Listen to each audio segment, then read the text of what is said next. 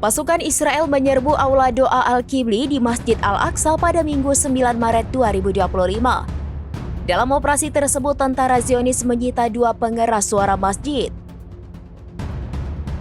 Sementara itu, puluhan pemukim Israel menyerbu halaman Masjid Al-Aqsa pada hari ke-9 Ramadan. Dikutip dari Tribun News, para pemukim itu merangsek masuk ke halaman masjid melalui gerbang Maroko. Di sana para pemukim itu melakukan tur ke halaman dan melakukan ritual Talmud di timur masjid.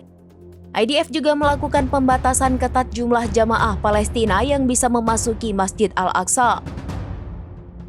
Pasukan Zionis itu bersiaga di sekitar Al-Aqsa dan kota tua Yerusalem untuk membatasi akses selama bulan Ramadan. Atas aksinya itu muncul seruan agar warga Palestina melakukan perlawanan dengan meningkatkan kehadiran mereka di Masjid Al-Aqsa. Atas aksi entitas Israel tersebut muncul seruan-seruan agar warga Palestina meningkatkan kehadiran mereka di Masjid Al-Aqsa sepanjang Ramadan untuk melawan serangan pemukim dan pembatasan oleh tentara Israel. Wakaf Islam, lembaga pengelola Masjid Al-Aqsa yang dibawahi Yordania, menekankan perlunya kehadiran massal dan ketabahan di lokasi untuk menggagalkan upaya Israel untuk mengubah statusnya.